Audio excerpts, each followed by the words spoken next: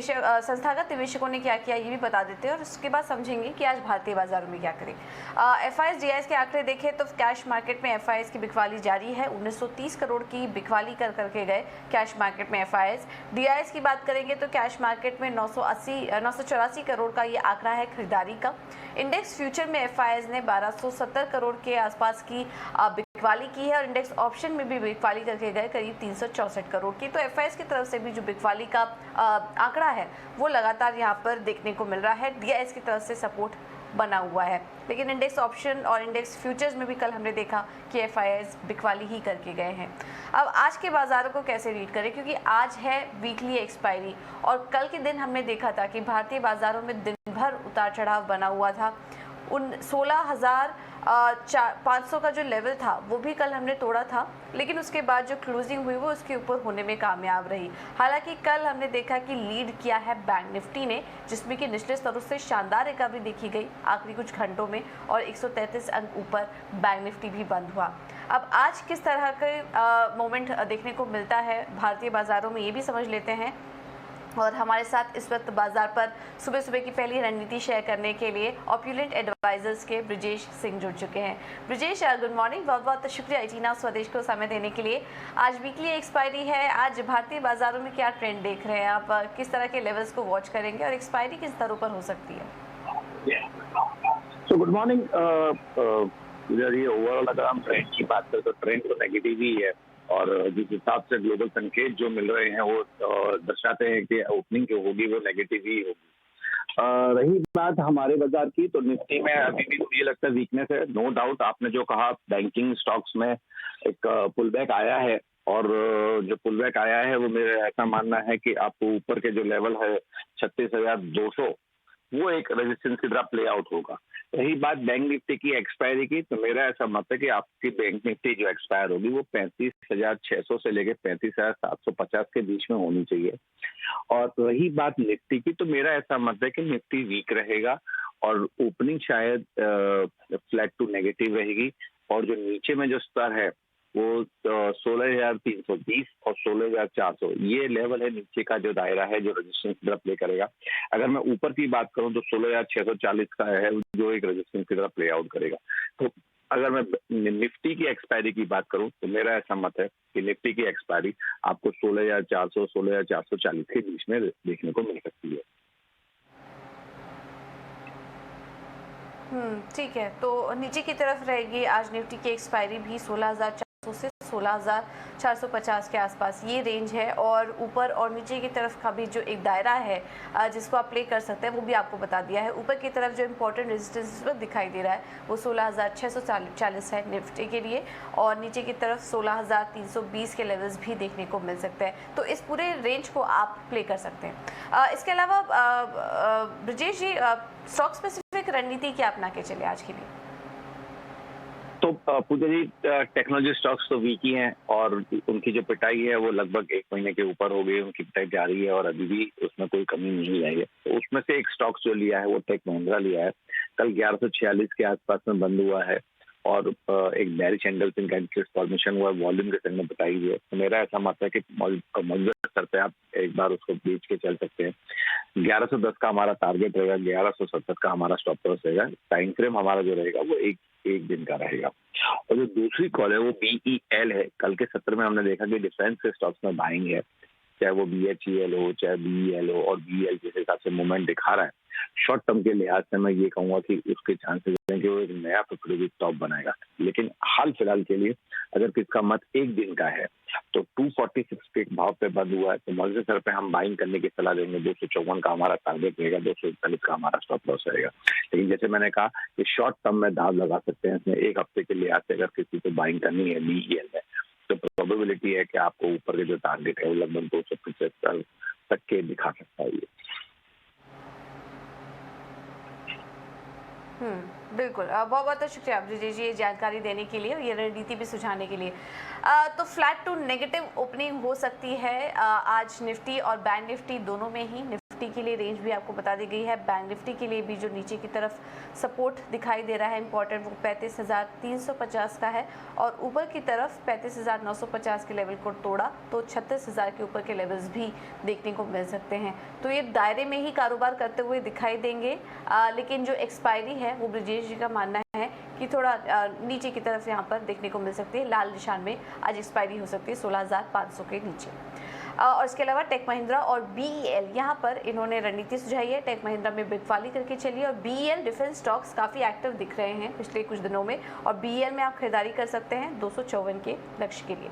अब आगे बढ़ते हैं, ये तो बात हुई भारतीय बाजारों की, लेकिन खबर कौन कौन सी हैं जहाँ पर कि आज आपको नजर रखनी है ये भी समझ लेते हैं। और ट्रिगर्स और खबरों वाले शेयर्स बताने के लिए शरद मेरे साथ जुड़ चुके हैं। शरद, गुड मॉर्निंग, बताइए। गुड मॉर्निंग पूजा। तो सबसे पहले हम लोग जो है रिलायंस इंडस्ट्रीज़ पे फोकस करेंगे। कंपनी जो है उनकी जो रिलायंस ब्रांड्स है वो लगभग 40% स्टेक जो एक्वायर करेंगी सुनिनो ग्रुप की जो प्लास्टिक लिग्नो के जो टॉय के बिजनेस है इंडिया में उसके लिए। अब याद रखिए हैमलेज में ऑलरेडी उन्होंने स्टेक जो है इंडिया में जो है ऑलरेडी ले लिया इंडियन ऑपरेशंस के लिए, तो ये बहुत इंटरेस्टिंग एक्विजिशंस है। अब एक्विजिशंस के बाद रेलिगेयर फोकस में रहेगा। ये जो है आपके हाई बीटा स्टॉक है और एक टर्न अराउंड स्ट्रैटेजी वाली भी स्टॉक है। यहाँ पे जो है उनको एक बड़ी इम्पीटस मिली है। जो लेंडर्स हैं वो प्रिंसिपली अग्री कर गए हैं कि एक वन टाइम सेटलमेंट करेंगे रेलिगेयर फिनवेस्ट जो उनकी आर्म है उसको लेके, तो इसके कारण जो है स्टॉक में जो है रीट्रिगरिंग हो सकती है और हमने देखा भी है स्टॉक के जो प्राइसेस में जो है अच्छी ग्रोथ देखी गई है। बालाजी अमाइंस की जो आर्म है उसमें जो है कंपनी ने अप्रूव कर दी है कि वो आईपीओ के जरिए फंड उठाएंगे और लगभग 250 करोड़ का आंकड़ा है जो आईपीओ से वो फंड रेज कर सकते हैं। प्रमोटर का लगभग वो 45% स्टेक ओन करते हैं और जो कंपनी है वो 55% स्टेक ओन करते हैं उनकी लाइफ साइंस आर्म में। आमी ऑर्गेनिक्स में भी एक बड़ी डील हुई है जहाँ पे जो UK based P investor Plutus wealth management उन्होंने लगभग 5 लाख शेयर्स की जो है खरीदारी की है। कल सुबह जो है बाटा फोकस में था क्योंकि बड़े बल्क डील आए थे और हमने रिपोर्ट किए थे, लेकिन जो खरीदार है उसमें जो इंपॉर्टेंट खरीदार है वो है आपके axis mutual fund, HDFC mutual fund, society general France के और मिराई एसेट म्यूचुअल फंड से ये सारे दिग्गज प्लेयर्स जो हैं एंट्री लिए हैं बाटा में। इसके अलावा एमजीएल, आईजीएल और गुजरात गैस सारे जो सिटी गैस डिस्ट्रीब्यूशन स्टॉक्स हैं ये फोकस में रहेंगे। जून के जो प्राइसेस हैं उनमें जो है कोई बदलाव नहीं आया है, जो मई 16 के जो प्राइसेस थे वही रखे गए हैं और इसके कारण जो है एक टाइप से कह सकते हैं पॉजिटिव रिएक्शन जो है स्टॉक्स में देखने मिल सकती है कि उनकी मार्जिन में इंप्रूवमेंट देखने मिल सकती है क्योंकि प्राइस इंक्रीज को भी फैक्टर इन किया गया है। तो ऑफकोर्स ये स्टॉक्स को भी ज़रूर अपने रडार में रखिएगा। गुफिक बायोसाइंस में जो है एक इनसाइडर जो है मूव है जहाँ पे प्रमोटर जो है लगभग 4.6 लाख शेयर्स अगर देखा जाए तो 0.48% स्टेक जो है मार्केट में बेचने वाले हैं और ये जो एक्सरसाइज किया जा रहा है ये आपके सेबी के नॉर्म्स जो होती है, जो minimum public share holding norms होती है उसके लिए किया जा रहा है। एनएमडीसी की बात करें तो यहाँ पे सेल्स जो है ईयर ऑन ईयर बेसिस पे थोड़ी कम हुई है और इवन प्रोडक्शन है हालांकि थोड़ी सी ज़रूर ऊपर लेवल्स पे देखने मिली है, तो एनएमडीसी भी फोकस में रहेगा। और आखिर में बात करेंगे आपके स्मॉल कैप कंपनी पीडीएस के, एक टाइप से प्लेटफॉर्म स्टॉक कह सकते हैं टेक्सटाइल स्टॉक्स के लिए, और यहाँ पे बोर्ड ने जो है अप्रूवल दे दी है स्टॉक स्प्लिट रेशियो की। लगभग आपको कह सकते हैं अगर आप 1 शेयर होल्ड करते तो अब आपको 5 शेयर मिलेंगे। तो ये जो है ओवरऑल देख सकते हैं मिड कैप स्पेस में भी और ऑफ कोर्स आपके जो लार्जेस्ट कैप स्पेस में जो है सारे न्यूज़ फ्लो आज के लिए। बिल्कुल, बहुत बहुत शुक्रिया शरद ये सारी जानकारी देने के लिए। तो काफ़ी ढेर सारी और अहम खबरें आई हैं। ग्यूफिक बायोसाइंसेज में प्रमोटर की बिक्री की योजना है, लेकिन इससे जो सेबी के नियम के अंतर्गत ये प्रमोटर बिक्री की योजना बताई जा रही है, तो इसको ज़्यादा प्रमोटर्स की बिक्री को ज़्यादा से डरने की तरह ना देखें। इसके अलावा बाटा में देखिए कल हमने आपको पहले ही एक्सक्लूसिव जानकारी दे दी थी और ऐसे ही कुछ होता हुआ दिखाई दिया। प्रमोटर ने 33 लाख शेयर्स बेचे हैं जिसमें कि खरीदारी का जो नाम आया है इसमें axis mutual fund, HDFC mutual fund जैसे जो बड़े म्यूचुअल फंड्स हैं उनका नाम यहाँ पर निकल कर आया है, तो इस पर आज आप नज़र रखिए। अब आगे बढ़ते हैं और बात करते हैं ऑटो सेक्टर की। अब ऑलमोस्ट सारी ही कंपनियों ने अपने जो नंबर्स हैं मई बिक्री के वो घोषित कर दिए हैं और नंबर्स कैसे रहे ये भी समझ लेते हैं। सृष्टि हमारे साथ जुड़ चुकी है, उन्होंने पूरी लिस्ट कंपाइल की है, वो बताएंगी कि इस बार मई महीने के ऑटो बिक्री के नंबर्स कैसे रहे। सृष्टि, गुड मॉर्निंग, बताइए। तो इस बार अगर हम देखें तो पैसेंजर व्हीकल और कमर्शियल व्हीकल स्पेस, जैसा कि हम अपने दर्शकों को बता भी रहे थे कि ये जो सेगमेंट्स हैं अच्छे नज़र आ रहे हैं। फिर से एक बार इन्होंने बाजी मारी है पैसेंजर व्हीकल स्पेस में। M&M के नंबर्स अनुमान से कई गुना बेहतर देखने को मिले हैं। यहाँ पे उम्मीदें भी लगाई जा रही थी कि अच्छे नंबर्स पोस्ट करेंगे, और तीनों ही कंपनीज ऑटोमोटिव और पैसेंजर व्हीकल स्पेस में देखें, चाहे वो M&M हो, चाहे वो टाटा मोटर्स हो या फिर महिंद्रा, इन तीनों ने ही चिप शॉर्टेज की जो दिक्कतें हैं उनको काफ़ी अच्छे तरीके से उसको काफ़ी अच्छे तरीके से मैनेज करती हुई ये तीनों ही कंपनी नज़र आई है। M&M में 18% की महीने दर महीने ग्रोथ के बाद स्टॉक में एक अच्छा मूव भी देखने को मिला। वहीं अगर कमर्शियल व्हीकल स्पेस की बात करें तो यहाँ पे भी Eicher Motors, VECV, Tata Motors और अशोक लेलैंड के बीच में अशोक लेलैंड बाजी मारता हुआ नजर आया है।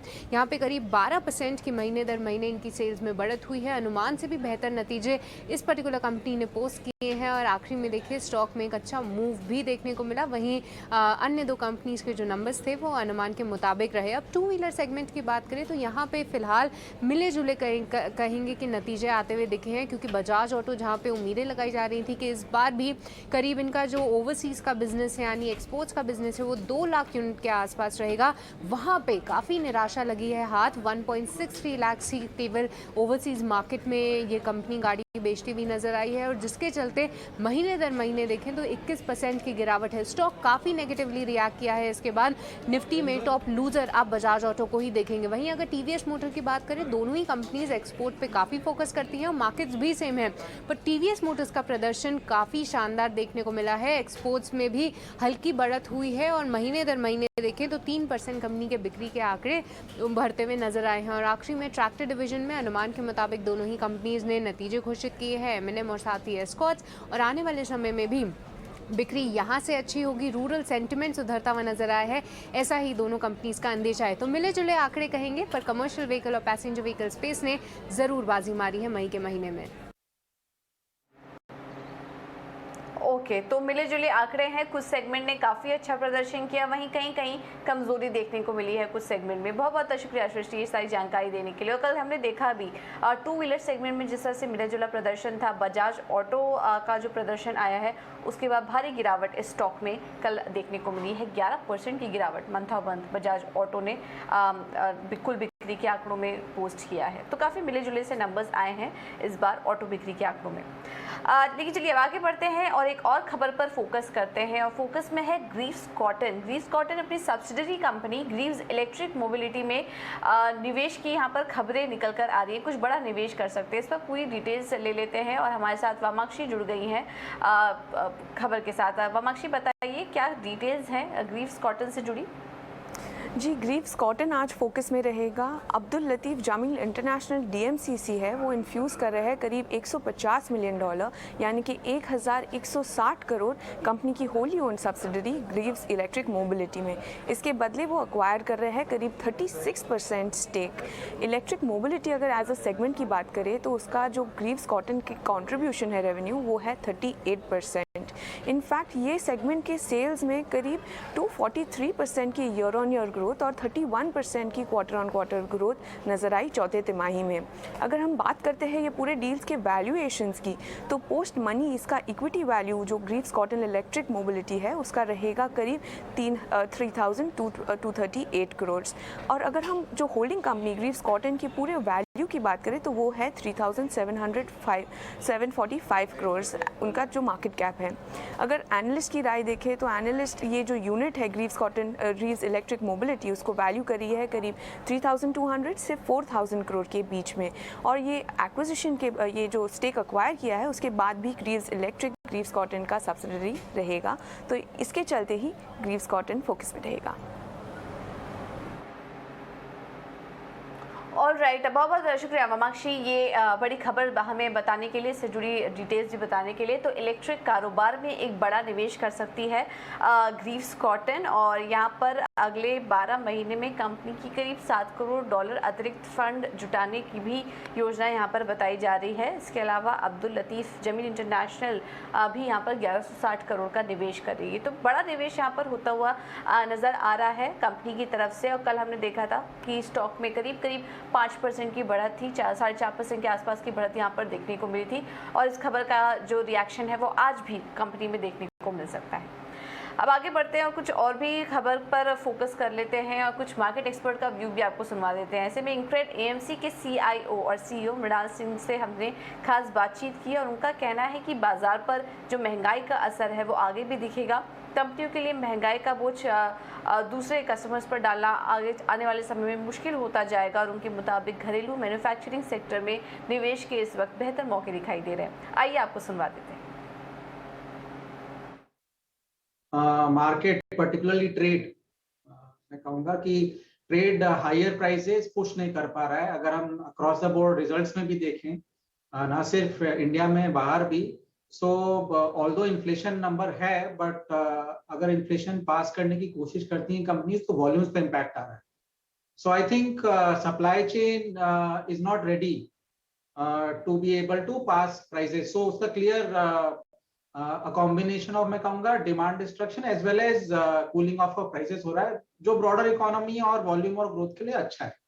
So, मैं कहूँगा कि मार्केट पर्टिकुलरली ट्रेड थोड़ा पॉज ले रहा है और प्राइसेस रोल बैक हो रहे हैं। एक दूसरा कारण इसका ये भी है बिकॉज चाइना से जो डिसरप्शन है सप्लाई चेन के, वो थोड़े से ईज होने के सिग्नल्स भी आए हैं। सो उससे भी थोड़ा सा मार्केट को राहत है। गवर्नमेंट स्पेंडिंग, पब्लिक स्पेंडिंग में रोबस्टनेस बढ़ी हुई है। थोड़ा private consumption at least backward looking data में क्वार्टर में वीक था, बट हो सकता है कि वो ओमिक्रॉन वजह से भी रहा हो। बट अगर हम फॉरवर्ड लुकिंग डेटा देखें तो सिग्नल्स अच्छे हैं। मैं ऑप्टिमिस्टिक हूँ, पर्टिकुलरली डोमेस्टिक मैन्युफैक्चरिंग साइड में। मुझे लगता है कि केपेक्स साइकिल का revival is going to be there. हमारी कैपेसिटी यूटिलाइजेशन सिस्टम में धीरे धीरे बढ़ रही हैं और डिमांड का भी आउटलुक काफी अच्छा है। सो जैसे जैसे चीजें नॉर्मलाइज होंगी, होपफुली इन्फ्लेशन कंट्रोल में आएगा। मेरे ख्याल से demand led capacity utilisation from a combination of both domestic and export play out करेगा। सो डोमेस्टिक मैन्युफैक्चरिंग केपेक्स एक बहुत इंटरेस्टिंग स्पेस है और वहां पे काफी एक्शन और डेटा सपोर्टिव है। मृणाल सिंह मार्केट पर अपना व्यू शेयर करते हुए, लेकिन चलिए अब आगे बढ़ते हैं और अब नजर डाल लेते हैं कमोडिटी मार्केट पर कि वहां पर आपको क्या करना चाहिए। IIFL सिक्योरिटीज के अनुज गुप्ता ने हमें कुछ रणनीति बताई है, एक एक करके आपको वो बता देते हैं। उन्होंने सोने, चांदी, बेस मेटल्स में क्या करना चाहिए और कच्चे तेल में क्या रणनीति अपनानी चाहिए, इन सब पर उन्होंने अपनी राय दी। उनसे संपर्क नहीं हो पाया, लेकिन रणनीति हमारे पास है, वो हम आपको एक एक करके बता देते हैं। सबसे पहले तो सोने में जिस तरह से मजबूती अब दिखाई दे रही है, खरीदारी करने की राय यहाँ पर वो दे रहे हैं। जून कॉन्ट्रैक्ट पर 50,750 के लेवल्स पर आप सोने में खरीदारी कर सकते हैं। जो स्टॉप लॉस वो सुझा रहे हैं वो 50,350 का दे रहे हैं और लक्ष्य वो 51,400 का दे रहे हैं। ये राय सोने में है। चांदी में भी खरीदारी करने की ही राय वो दे रहे हैं। 61,200 के लेवल्स पर आप सिल्वर में खरीदारी करिए 60,550 के स्टॉप लॉस के साथ, और जो टारगेट है वो 62,000 के ऊपर के लेवल्स चांदी में देखने को मिल सकते हैं। 62,300 के लेवल्स यहाँ पर चांदी में देखने की राय। तो सोने चांदी में तो खरीदारी करने की राय यहाँ पर अनुज की तरफ से। इसके अलावा बेस मेटल्स पर अगर नजर डालेंगे तो यहाँ पर इनको कॉपर काफी अच्छा दिखाई दे रहा है। हम देख रहे हैं कि बेस मेटल्स में भी काफी ज्यादा उतार चढ़ाव देखने को मिल रहा है, लेकिन ऐसे में कॉपर में यहाँ पर खरीदारी करने की राय है, क्योंकि चीन ने अब वापस से लॉकडाउन जो है वो हटाने की बात कर दी, इकोनॉमी खुल रही है। तो ऐसे में बेस मेटल्स में भी हम देख रहे हैं कि एक तेजी है और यहाँ पर 767 के स्टॉप लॉस के साथ आप कॉपर में खरीदारी कर सकते हैं। टारगेट होगा 783 का। तो ये राय मेटल्स में आपको दे दी गई है। अब आते हैं ऑयल पर। क्रूड में भी इन्होंने खरीदारी करने की ही राय दी है। काफ़ी ज़्यादा उतार चढ़ाव हम देख रहे हैं कि पिछले कुछ दिनों में यहाँ पर देखने को मिल रहा है, कच्चे तेल में भी। और इस वक्त हमने ब्रेंट क्रूड में देखा कि $113 के पास वापस से पहुंच चुका है, लेकिन आने वाले समय में जो ओपेक की बैठक होने वाली है उस पर क्या आउटकम निकल कर आता है, इस पर हमारी नज़र रहेगी। लेकिन यहाँ पर खरीदारी करने की ही राय है। निचले स्तरों पर खरीदारी करके चलिए, तेज़ी देखने की उम्मीद कर रहे हैं ये। क्रूड में जून कॉन्ट्रैक्ट 8,900 के आसपास आप खरीदारी करके चलिए। स्टॉप लॉस होगा 8,750 का और 9,200 के लेवल्स MCX पर कच्चे तेल में आपको देखने को मिल सकते हैं। ये राय यहाँ पर क्रूड में। इसके अलावा डॉलर की बात करें यहाँ पर भी उन्होंने एक रणनीति सुझाई है, बिकवाली करने की राय दे रहे हैं। 78.20 के स्टॉप लॉस के साथ आप यहाँ पर बिकवाली करिए, यहाँ पर कमजोरी बढ़ सकती है। और 77.30 के जो लेवल्स हैं वो यहाँ पर डॉलर में देखने को मिल सकते हैं, तो यहाँ बिकवाली करने की राय इस वक्त आपको दी जा रही है।